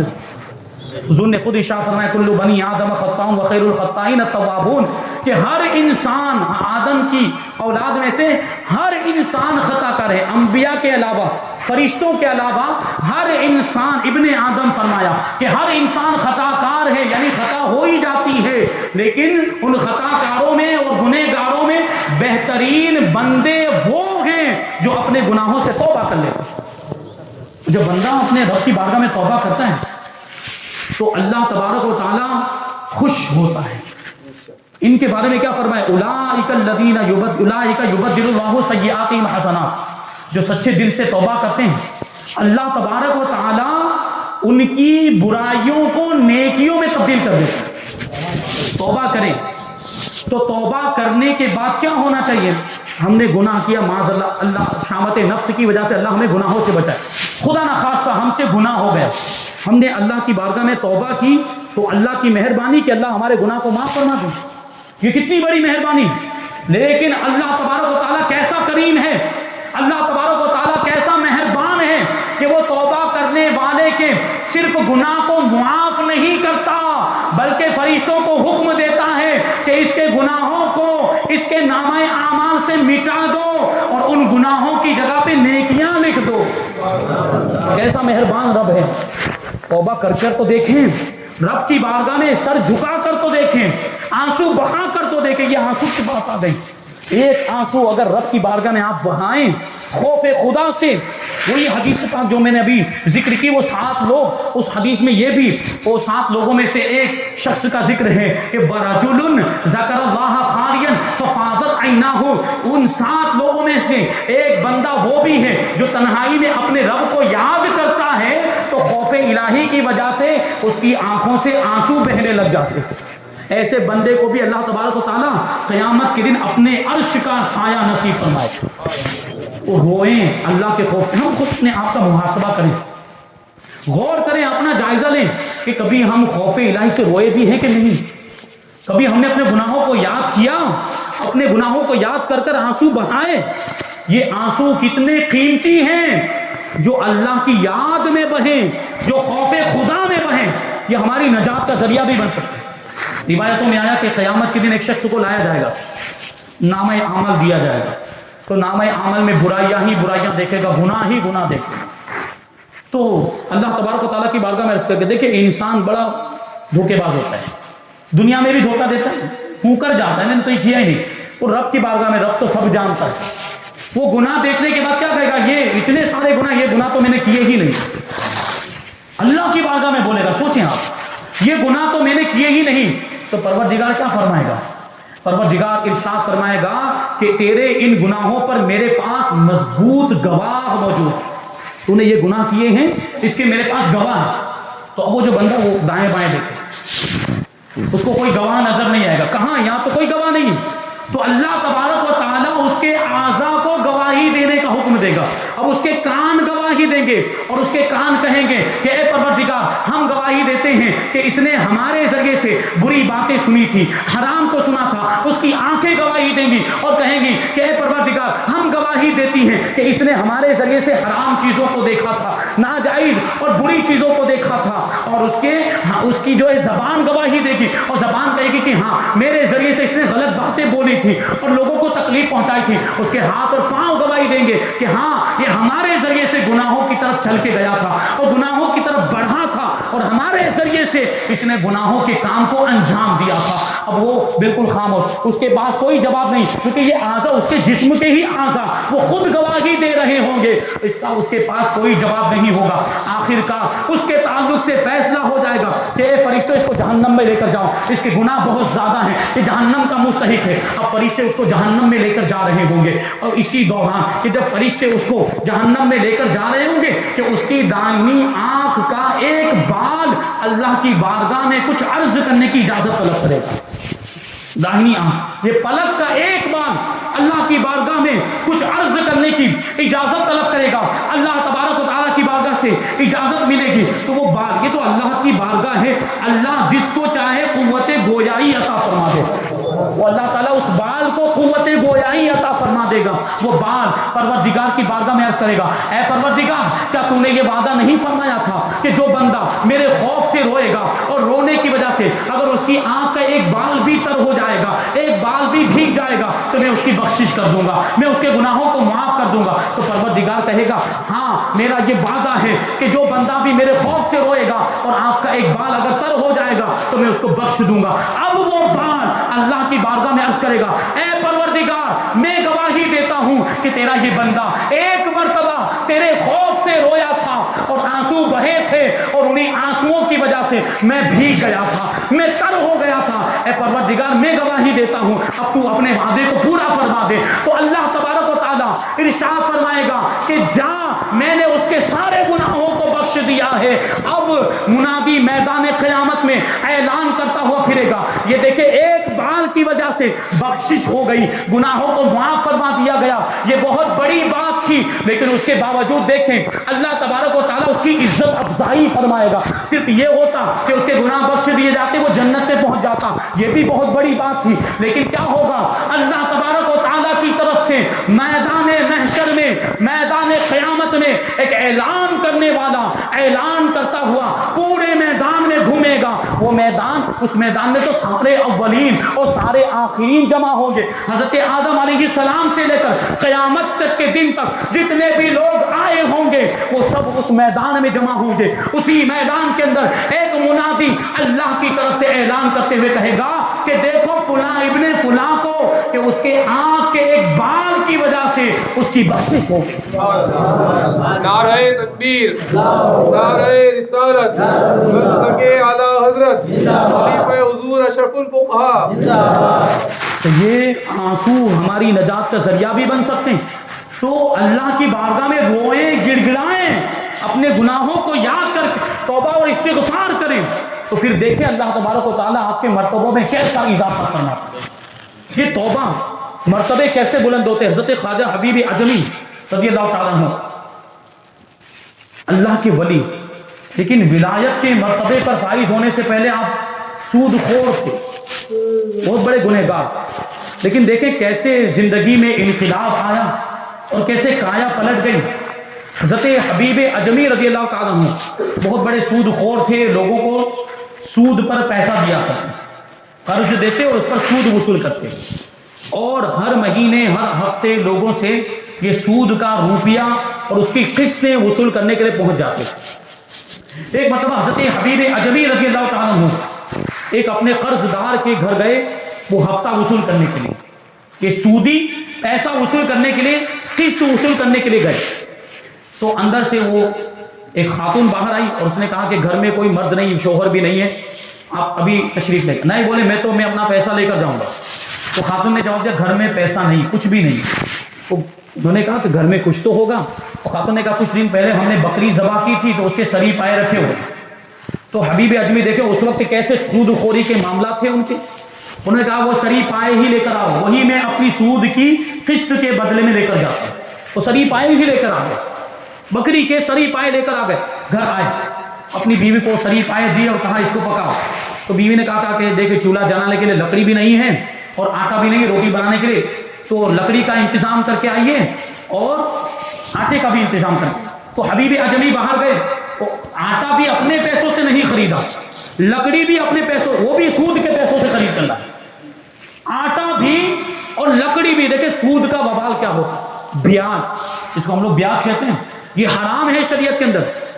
میں نے ابھی عرض کیا یہودیوں نے 3 چیزیں مسلمانوں کے اندر رائج کرنے کی سازش کی ہے: شراب، زنا اور سود خوری. یہ سود خوری ہمارے درمیان بہت پائی جاتی ہے. آج ہمارے ایسے نئے نئے طریقے آ گئے ہمارے درمیان، خرید و فروخت کے بھی آن لائن معاملات ہو رہے ہیں اور حرام و حلال کی کوئی تمیز نہیں. دھڑلے سے اس میں لوگ ملوث اور مبتلا ہوتے ہوئے نظر آ رہے ہیں. کوئی بھی نیا کام کرنے سے پہلے ہمیں مسئلہ پوچھنا چاہیے کہ نہیں پوچھنا چاہیے کہ ہم یہ جو کام کرنے کے لیے جا رہے ہیں یہ شریعت کے اعتبار سے جائز بھی ہے کہ نہیں، یہ حلال ہے یا حرام. پوچھنا چاہیے کہ ہماری ذمہ داری بنتی، لیکن نہیں پوچھتے، بس اپنا فائدہ دیکھتے. اس میں حرام میں مبتلا ہیں، سودی معاملات ہیں، بیاج کے معاملات ایسے. تو حضرت حبیب اعجمی رضی اللہ تعالیٰ عنہ وہ آٹا بھی سود کے پیسوں سے لے کر آئے، وہ لکڑیاں بھی سود کے پیسوں سے لے کر آئے. وہ چولہا جلایا گیا، آٹا گوندا گیا، اور آپ کی بیوی نے وہ جو سری پائے تھے ان کو ایک ہانڈی میں پکنے کے لیے رکھ دیا. تھوڑی دیر کے بعد جو اس کا وقت ہوتا ہے پکنے کا، اس کو جب تیار ہونے کی امید تھی کہ اب تیار ہو گیا ہوگا، آپ کی بیوی نے جب ہانڈی کو ڈھکن ہٹا کر دیکھا تو وہ سارے سری پائے خون میں تبدیل ہو چکے، خون بن چکے. تو آپ کی بیوی کو غصہ آ گیا اور کہنے لگ گئی کہ اے میرے سرتاج، یہ کب تک حرام کی کمائی ہمیں کھلاتے رہیں گے، لوگوں کا خون ہمیں پلاتے رہیں گے، یہ سود کی کمائی کب بند کریں گے؟ جب عورت نے للکارا ہے تو عقل آئی. یہ بھی غور کرنے کی بات ہے. گھر کی عورت اگر سدھر جائے تو پورا گھر سدھر جائے. ایسا ماحول بنائیں. عورت نے شوہر کو للکارا. آج تو ہمارے آپ کے معاملہ عورت گناہوں پر ابھارتی ہے شوہر کو کہ مجھے وہاں لے کر جاؤ گھمانے کے لیے، مجھے سینما لے کر جاؤ، مجھے فلم دیکھنے کے لیے لے کر جاؤ، مجھے پارک میں. یہ سب معاملات ہوتے ہیں. جبکہ عورت کی کیا ذمہ داری کہ گھر کے ماحول کو اسلامی ماحول بنائے اور اسلام کی تعلیمات کی روشنی میں اپنے بچوں کی تربیت کرے. تو پھر وہ گھر کا ماحول، وہ گھر جو ہوگا وہ جنت نشان بن جائے. تو کیا ہوا؟ عورت نے جب للکارا تو اب شرمندگی کا احساس ہوا. حضرت حبیب اعجمی کو توبہ کرنے کے ارادے سے نکلے. وہ زمانہ جو تھا وہ حضرت حسن بصری رضی اللہ تعالیٰ عنہ کا زمانہ. حضرت حبیب اعجمی رضی اللہ تعالیٰ عنہ جب باہر نکلے تو بچے کھیل رہے تھے. تو بچوں نے جب حبیب اعجمی کو دیکھا تو آپس میں کہنے لگے بھاگو بھاگو، وہ حبیب سود خور آ رہا ہے، حبیب سود خور آ رہا ہے، کہ کہیں اس کا سایہ ہم پر پڑ گیا تو ہم بھی اس کی طرح یہ گناہوں میں مبتلا نہ ہو جائیں، ہم بھی اس کی طرح یہ بدبخت نہ ہو جائیں اور گناہوں یہ عذاب کے مستحق نہ ہو جائیں. یہ بچوں کو بھی اللہ تبارک و تعالیٰ نے اتنی سمجھ عطا فرمائی کہ دور بھاگ رہے تو اور زیادہ چوٹ لگی کہ بچے مجھ سے دور بھاگ رہے ہیں, میرے سائے سے بھی بھاگ رہے ہیں, اور زیادہ چوٹ لگی. وہاں سے حضرت حبیب عجمی رضی اللہ تعالیٰ عنہ حضرت امام حسن بصری رضی اللہ تعالیٰ عنہ کی بارگاہ میں پہنچے. حضرت امام حسن بصری رضی اللہ تعالیٰ عنہ لوگوں کو نصیحت کر رہے تھے, اپنے مریدین کو نصیحت کر رہے تھے. آیت کریمہ کی تلاوت ہو رہی تھی آپ کی مجلس میں, الم یعن للذین آمنوا ان تخشع قلوبهم لذکر اللہ, کیا ایمان والوں کے لیے وہ وقت نہیں آیا کہ ان کے دل اللہ کا ذکر سن کر لرز جائیں, ان کے دل اللہ کا ذکر سن کر کانپ جائیں اور اللہ کے ذکر کے سامنے ان کے دل جھک جائیں. تو یہ بھی آیت کریمہ نے اور الگ اثر کیا ان کے دل پر, اور زیادہ شرمندگی اور ندامت کا احساس ہوا. حضرت خواجہ حسن بصری رضی اللہ تعالیٰ عنہ کی بارگاہ میں حاضر ہو کر حضرت حبیب عجمی نے عرض کیا کہ اے حضرت, میں بہت بڑا گنہگار ہوں, میں بہت بڑا سود خور ہوں, میں نے لوگوں کا مال کھایا ہے, میں نے لوگوں کو تکلیفیں پہنچائی ہے, اب میں توبہ کرنا چاہتا ہوں, کیا میرا پروردگار میری توبہ کو قبول فرمائے گا؟ حضرت حسن بصری نے ارشاد فرمایا ان اللہ یغفر الذنوب جمیعا, بے شک اللہ سارے گناہوں کو معاف فرما دیتا ہے, شرط یہ ہے کہ سچے دل سے توبہ کی جائے. حضرت حبیب عجمی کہتے ہیں میں سچے دل سے توبہ کرتا ہوں. حضرت حسن بصری نے کہا یہ توبہ کی شرط یہ ہے کہ جن لوگوں کا مال تم نے کھایا ہے ان کو وہ مال واپس کرنا پڑے گا, جن لوگوں نے تمہارے پاس سے قرضہ لیا ہے اس میں جو سودی رقم تم نے لی وہ رقم واپس کرنی پڑے گی. تو حبیب عجمی وعدہ کرتے ہاں میں سارے لوگوں کا مال واپس کر دوں گا, اور جن لوگوں کا مال کھایا وہ بھی ان کو واپس لوٹا دوں گا. اب جب حبیب عجمی وہاں سے واپس ہوئے, جن جن لوگوں کا قرضہ جن جن لوگوں کو انہوں نے قرضے کے طور پر پیسے دیے تھے سب کا قرضہ معاف کر دیا, اور ان کے پاس جتنا بھی مال تھا وہ سارا مال اللہ کی راہ میں خرچ کر دیا. یہ وہی حبیب عجمی, اب وہ اسی گلی سے گزرے, وہی بچے کھیل رہے تھے جو پہلے کھیل رہے تھے. پہلے ان لوگوں نے کیا کہا تھا کہ حبیب سود خور آ رہا ہے بھاگو, لیکن اب حضرت حبیب عجمی توبہ کر کے آ رہے تھے. اب حبیب عجمی حضرت حسن بصری کی بارگاہ میں ان کے دستے اقدس پر توبہ کر کے آ رہے. اب مقام و مرتبہ دیکھیں, اب حبیب عجمی گزرے تو بچوں کے دلوں میں بھی اللہ تبارک و تعالیٰ نے یہ بات ڈال دی. اب بچے کیا کہتے ہیں, دیکھو دیکھو حبیب اللہ کا بندہ آ رہا ہے, حبیب عبادت گزار آ رہا ہے, حبیب اب جو جس نے اپنے گناہوں سے توبہ کر لی وہ آ رہا ہے, آؤ آؤ اس کے قریب ہو جاتے ہیں اور اس کے ہاتھوں کا بوسہ لیتے ہیں تاکہ ہم بھی اللہ تبارک و تعالیٰ کی رحمت کے حقدار بن جائیں. تو حضرت حبیب عجمی نے کہا کہ پروردگار تیری شان کیا نرالی, بچوں کے دلوں میں بھی تو نے یہ بات ڈال دی کہ وہ اب میرا ادب و احترام کرنے لگ گئے. یہ حضرت خواجہ حبیب عجمی دیکھیں, انہوں نے توبہ کی تو اللہ تبارک و تعالیٰ نے کیسا مقام و مرتبہ عطا فرمایا. حضرت خواجہ حسن بصری کے مرید اور خلیفہ ہیں, لیکن کبھی کبھی ایسا معاملہ ہوتا تھا کہ حضرت حسن بصری بھی حبیب عجمی پر رشک فرمایا کرتے. ایک مرتبہ کا واقعہ کہ حضرت خواجہ حسن بصری رضی اللہ تعالیٰ عنہ کہیں باہر تشریف لے گئے, مغرب کا وقت تھا, واپس آئے تو دیکھا کہ حبیب عجمی نماز پڑھانے کے لیے کھڑے. ملک فارس کے رہنے والے, وہ عجم کن لوگوں کو کہتے ہیں عجمی, عرب کے علاوہ کسی بھی ملک کے رہنے والے کو عجمی کہا جاتا ہے, ہم بھی عجمی. تو اب حضرت امام حسن بصری جب واپس آئے تو دیکھا مغرب کی نماز حضرت خواجہ حبیب عجمی پڑھا رہے. تو حضرت حسن بصری نے سوچا کہ یہ عجمی ہے, عرب کا رہنے والا نہیں ہے, یہ ملک فارس کا رہنے والا ہے, پتہ نہیں قرآن شریف کیسا پڑھتا ہوگا, تلفظ درست ہوگا کہ نہیں ہوگا, مخرج کے ساتھ پڑھتا ہوگا کہ نہیں پڑھتا ہوگا. یہ بھی غور کرنے کی ضرورت ہے. ہم کسی بھی ارے غرے امام کے پیچھے نماز پڑھ لیتے. بہرحال ہمارے یہاں پر جو امام رکھے جاتے ہیں الحمدللہ یہ دیکھ کر رکھے جاتے ہیں کہ وہ صحیح طور پر قرآن شریف پڑھتا ہے کہ نہیں پڑھتا, اس بات کا بھی لحاظ ضروری ہے. تو حضرت حسن بصری نے یہ سوچا اور حضرت حبیب عجمی کے پیچھے مغرب کی نماز انہوں نے نہیں پڑھی, انہوں نے الگ پڑھ لی. اس رات کو سوئے اور رات میں آنکھیں تو سوئی لیکن نصیبہ بیدار ہو گئے. اللہ تبارک و تعالیٰ کا دیدار ہوا. حضرت حسن بصری رضی اللہ تعالیٰ عنہ کو اللہ تبارک و تعالیٰ کا دیدار ہوا. حضرت حسن بصری پروردگار کی بارگاہ میں عرض کرتے ہیں اے پروردگار عالم, کبھی مجھے زندگی میں ایسا موقع بھی عطا فرما دے کہ میں تیری رضا حاصل کر سکوں, میں تیری خوشنودی حاصل کر سکوں. پروردگار کی طرف سے جواب آیا, پکارنے والے نے پکار کر کہا کہ آج ہی تجھے وہ موقع دیا گیا تھا. حضرت حسن بصری کو آج کون سا موقع، آج کون سا موقع مجھے تو پتا نہیں، میرے ذہن میں نہیں، وہ کون سا موقع اللہ تبارک و تعالیٰ کی طرف سے جواب آیا کہ آج مغرب کی نماز حبیب اعجمی پڑھا رہے تھے، اگر تم نے ان کے پیچھے مغرب کی نماز پڑھ لی ہوتی تو تمہیں ہماری رضا اور خوشنودی حاصل ہو جاتی۔ ایسا مرتبہ توبہ کرنے کی وجہ سے حضرت حبیب اعجمی نے اپنے گناہ سے توبہ کی، اتنا بڑا مرتبہ کہ اپنے پیر و مرشد بتا اوقات کچھ معاملات ایسے ہوتے تھے کہ حضرت خواجہ حسن بصری بھی ان پر رشک کیا کرتے تھے۔ تو آج ہی اپنے گناہوں سے توبہ کریں۔ یہ سارے خرافات، یہ بے حیائی کے کام، یہ سارے بے حیائی کے کام یہ ہمیں ہمارے ایمان کو کمزور کرتے ہیں اور ہمیں اسلام سے غافل کرتے ہیں۔ آج معاملہ یہی ہے کہ ہم رسوا ہو، ہم ذلیل ہو رہے، کیونکہ ہمارا رشتہ اسلام سے کمزور ہو گیا، بانی اسلام سے ہمارا رشتہ کمزور ہو گیا۔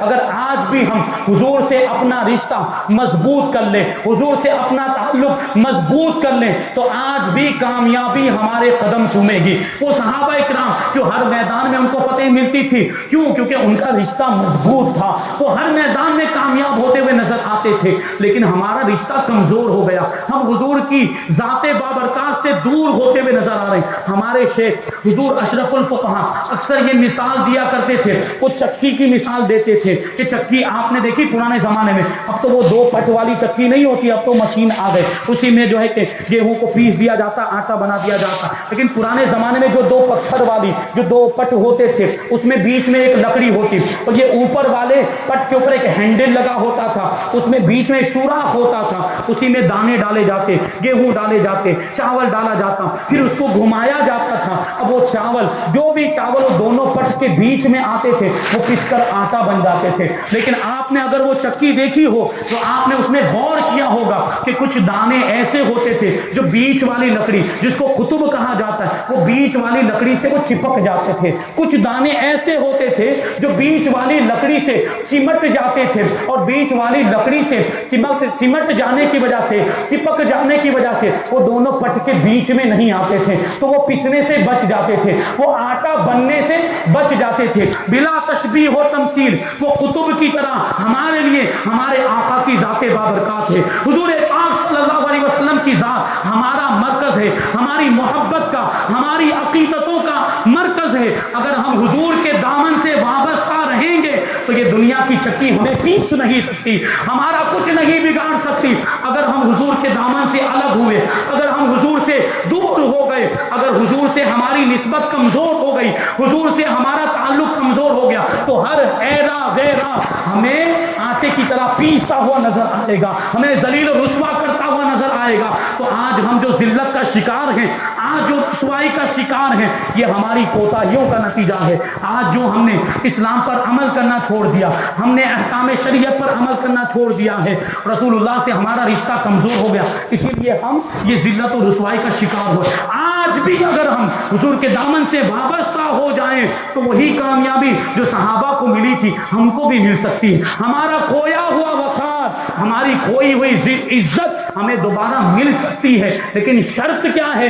حضور کے دامن سے وابستہ ہو جائیں، اپنے رشتے کو حضور سے مضبوط کریں، تو پھر کامیابی ہی کامیابی، دنیا میں بھی کامیاب ہوں گے، آخرت میں بھی کامیاب۔ ورنہ یہ کافروں کا طریقہ تو یہی ہے، ہر دور میں مسلمانوں کے خلاف، ہر دور میں مسلمانوں کو نقصان پہنچایا، لیکن وہ مسلمان ثابت قدم رہے، وہ مسلمان کامیاب ہوئے جن کا ایمان مضبوط تھا۔ ہر دور میں کافروں نے یہ سازشیں کی۔ آیت کریمہ ہے وقال الذین کفروا لرسلهم لنخرجنکم من ارضنا او لتعودن فی ملتنا، کہ کافروں نے اپنے رسولوں سے یہ بات کہی تھی کہ ہم ضرور تمہیں اپنی زمین سے نکال دیں گے، یا تو پھر تم ہمارے دین میں واپس آ جاؤ۔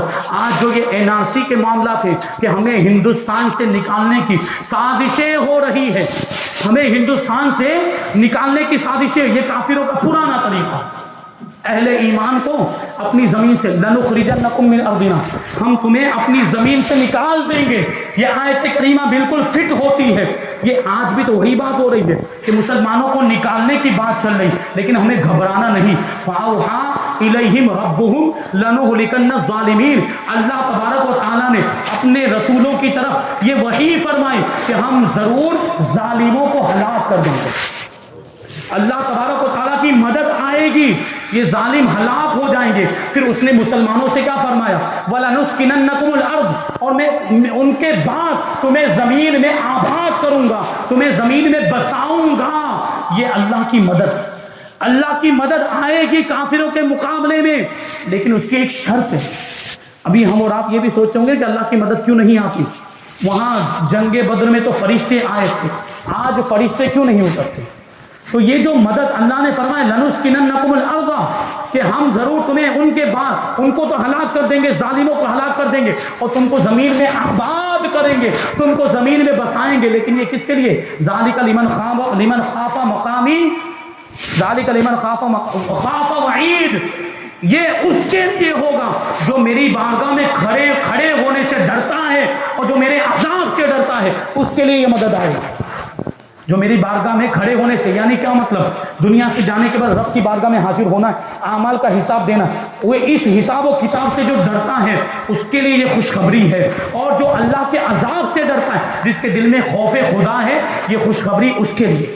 تو اگر ہم چاہتے ہیں کہ ہمارے لیے اللہ کی مدد آئے تو اپنے دلوں میں خوف خدا پیدا کریں، کیونکہ یہی خوف خدا ایسی نعمت ہے کہ اگر دل میں خدا کا خوف ہوگا تو ہم گناہوں سے بچیں گے، ہم نیکیوں کے کام کریں گے. اور پھر یہ جو ہمارا نوجوان طبقہ، میرے نوجوان بھائی، خاص طور پر ان کو نصیحت کرنا چاہوں گا. یہ مجھے خود پہلے اپنے آپ کو نصیحت، پھر ان کو نصیحت، کہ نوجوان سدھر جائیں. یہ جس قوم کا نوجوان سدھر جاتا ہے نا، وہ پوری قوم سدھر جاتی ہے. کیوں؟ کہ دیکھیں نوجوان اگر سدھر جائے گا تو بچے تو اپنے بڑے کو فالو کرتے ہیں، تو بچے وہ نوجوانوں کو دیکھ کر خود ہی سدھر جائیں گے، وہی اچھے طریقے سیکھیں گے. اور بوڑھے شرم کے مارے سدھر جائیں گے. بوڑھے کے معاملہ، نوجوان سدھر گئے، بچے سدھر گئے، تو اب ہم یہ عیاشی کر کے کیا کر لیں گے؟ اور بڑھاپے میں تو ویسے بھی عقل آ جاتی ہے، عقل ٹھکانے پر آ جاتی ہے.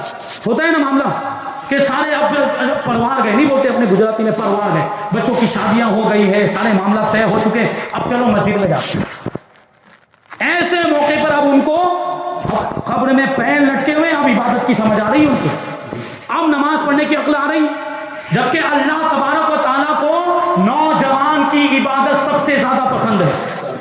وہی حدیث پاک جو میں نے ابھی آپ کو پڑھ کے سنائی کہ 7 لوگ کہ جنہیں اللہ تبارک و تعالیٰ قیامت کے دن اپنے عرش کے سائے میں جگہ عطا فرمائے گا، ان 7 لوگوں میں سے ایک وہ نوجوان بھی.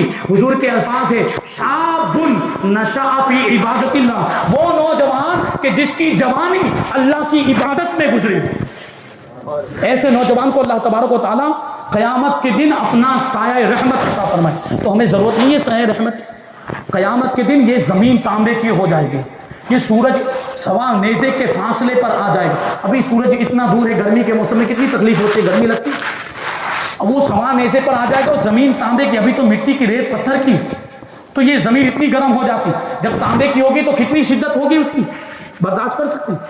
وہاں میدان محشر میں جمع ہوں گے تو وہاں پسینہ اعمال کے مطابق، کسی کا پسینہ اس کے ٹخنے تک ہوگا، کسی کا پسینہ پنڈلی تک ہوگا، کسی کا پسینہ گھٹنے تک ہوگا، کسی کا کمر تک ہوگا، کسی کا سینے تک ہوگا، کسی کا گردن تک ہوگا، اور کسی کے معاملات ایسے ہوں گے کہ وہ پسینے میں ڈبکیاں لگا رہا ہوگا. یہ گناہوں کے اعتبار سے پسینہ ہوگا. بتائیے میدان محشر کی تکلیف تو ہم برداشت کر سکتے ہیں. اب ایسے موقع پر جب زمین تانبے کی ہو اور سورج اتنا قریب آ جائے، اگر ایسے موقع پر اللہ کی رحمت کا سایہ مل جائے، اس سے بڑی کوئی نعمت ہو سکتی؟ تو یہ 7 لوگ ہیں جن کو اللہ تبارک و تعالیٰ اپنے عرش کا سایہ نصیب فرمائے گا. اسی میں سے ایک وہ نوجوان بھی ہے جس نے اپنی جوانی اللہ کی عبادت میں گزاری ہو. تو ایسے نوجوان کو بھی اللہ تبارک و تعالیٰ اپنے سایہ رحمت میں جگہ عطا فرمائے، کیونکہ نوجوانی کے عالم میں طاقت بھی رہتی ہے، وہ توانا ہے، تندرست بھی ہوتا ہے، اور شہوت کے بھی معاملات ہوتے ہیں، اور شیطان بھی بہتا رہا، اس کے باوجود بھی اگر کوئی عبادت کرتا ہے، مسجد میں آ جاتا ہے اور مسجد میں اللہ کی بارگاہ میں اپنا سر جھکاتا ہے، تو اللہ تبارک و تعالیٰ ایسے بندے کو اپنا محبوب بنا لیا، اسی کی عبادت اللہ کو پسند. پھر اس حدیث پاک میں ایک اور شخص کا ذکر ہے، فرمایا گیا وَرَجُلٌ قَلْبُهُ مُعَلَّقٌ فِي الْمَسَاجِدِ. انہی 7 لوگوں میں سے ایک شخص وہ ہے کہ جس کا دل مسجد سے لگا ہوا. جس کا دل مسجد سے وابستہ ہو. اس کا کیا مطلب ہوتا ہے؟ مطلب یہ ہے کہ مسجد میں اس کا دل لگے، مسجد میں آئے تو مسجد سے جانے کا دل نہ کرے، اور جب اگر کسی مجبوری کی وجہ سے اس کو جانا بھی پڑ جائے تو وہ یہ سوچ کر جائے کہ کب دوسری نماز کا وقت آئے گا اور پھر سے رب کی بارگاہ میں حاضر ہونے کا موقع ملے گا. جب بندہ یہ سوچتا ہے تو وہ اللہ کا محبوب بن جاتا ہے. اور کبھی کچھ بندے ایسے بھی ہوتے ہیں، ہم اور آپ بھی دیکھتے ہیں کہ وہ نماز پڑھ لیتے ہیں لیکن نماز سے فارغ ہو جانے کے باوجود اپنے گھر نہیں جاتے، بہت دیر تک بیٹھ کر اللہ کی بارگاہ میں روتے رہتے ہیں، اللہ کی بارگاہ میں گر گڑاتے، دعا کرتے رہتے ہیں، وظائف پڑھتے رہتے ہیں. ایسے بندے بھی رب کو بہت پسند ہے. جب اللہ تبارک و تعالیٰ کی نظر رحمت ایسے بندے کو دیکھتی ہے تو اللہ تبارک و تعالیٰ اپنے فرشتوں سے ارشاد فرماتا ہے، دیکھو میرے بندے کو نماز ادا کر چکا ہے، عبادت کر چکا ہے، لیکن پھر بھی نہیں جا رہا، پھر بھی میری بارگاہ میں بیٹھا ہوا ہے، میری رحمت کا امیدوار ہے. فرشتوں گواہ رہنا، میں نے اس کے سارے گناہوں کو معاف کر دیا. مسجد سے دل لگائیں، مسجد سے محبت. ہمارے آپ کے معاملات کے آ تو جاتے ہیں لیکن کیفیت کے کب باہر نکلیں، کب باہر نکلیں، کب باہر نکلے یہ ہوتا ہے. مسجد میں آئے تو سکون حاصل ہونا چاہیے، اطمینان کی کیفیت ہونی چاہیے، اور اگر باہر نکلے بھی تو یہ سوچ کر بلکہ رب کی بارگاہ میں دعا کر کے نکلے، اے پروردگار یہ نماز کی تو تو نے توفیق عطا فرمائی، آئندہ جو نماز آ رہی اس میں بھی مسجد میں حاضر ہونے کی توفیق عطا فرما. یہ دعا کر کے نکلے. کیونکہ دیکھیں مومن کی مثال اور منافق کی مثال بیان کی گئی کہ مومن مسجد میں ایسے ہوتا ہے، مومن مسجد میں ایسے ہوتا ہے جیسے سمندر میں مچھلی. مومن مسجد میں ایسے ہوتا ہے جیسے سمندر میں مچھلی، کہ اگر مچھلی کو پانی سے باہر نکال دیا جائے تو کیا ہوتا ہے؟ تڑپنے لگتی ہے اور دوبارہ کیا کرتی؟ پانی میں جانے کی کوشش کرتی ہے. تو مسجد میں مومن کی یہی کیفیت ہونی چاہیے کہ مسجد سے باہر نکلے تو بے چین اور بے قرار ہو جائے، اور مسجد میں آئے تو سکون ملے. اور جبکہ منافق کی مثال کیا دی؟ جیسے پنجرے میں پرندہ، جیسے پنجرے میں پرندہ. منافق کی مثال مسجد کے اندر ایسی جیسے پنجرے میں پرندہ پنجرے میں رہنا نہیں چاہتا. پرندے کو اگر پنجرے سے آزاد کرو وہ اڑ جائے گا اور دوبارہ کبھی پنجرے میں آنا نہیں چاہے گا. یہ منافق کی مثال ہوتی ہے جسے مسجد میں سکون نہیں ملتا. تو مسجد میں بے چین و بے قرار، باہر جانے کی فکر میں رہتا ہے، کب یہ نماز ختم ہو، کب باہر جائے، کب یہ جلدی سے امام صاحب بہت لمبی قرات کرتے ہیں، کب یہ جلدی سے نماز ختم ہو اور فاتحہ ہو جلدی سے باہر نکلے. تو ایسے لوگ اپنے ایمان پر غور کریں کہ ان کا ایمان کتنا کمزور ہو گیا. بہرحال یہ کچھ چیزیں ہیں، اس پر غور کرنے کی ضرورت ہے. ہم کدھر جا رہے ہیں اور شیطان کے مکر و فریب میں کیسے ہم گرفتار ہو گئے اور شیطان کو اس کے مکر و فریب میں ہم کامیاب کرتے ہوئے نظر آئے. تو ان ساری چیزوں سے بچیں. یہ جو رات ہے 31 کی نائٹ، اس وقت ابھی کتنے ایسے لوگ جو گناہوں میں مبتلا ہوں گے، بے حیائی کے کاموں میں. اللہ نے ہمیں توفیق دی، ہم مسجد میں حاضر اچھی باتیں سن رہے ہیں. اللہ کے فضل سے امید ہے کہ پروردگار ہم سے راضی ہو رہا ہے، اللہ تبارک و تعالی ہم سے راضی ہو. اب رب راضی ہو جائے تو ہماری بخشش پکی ہوگی. تو یہ دیکھیں وہ گناہ، ہمیں یہ سوچنا چاہیے کہ وہ گنہگار اور وہ عذاب کے مستحق ہیں. اگر خدا نہ خواستہ ہمارا کوئی بھائی، مسلمان بھائی، انہی کی طرح گناہوں میں مبتلا ہو گیا اگر اس رات میں، تو ظاہر سی بات وہ تو عذاب کے مستحق ہے.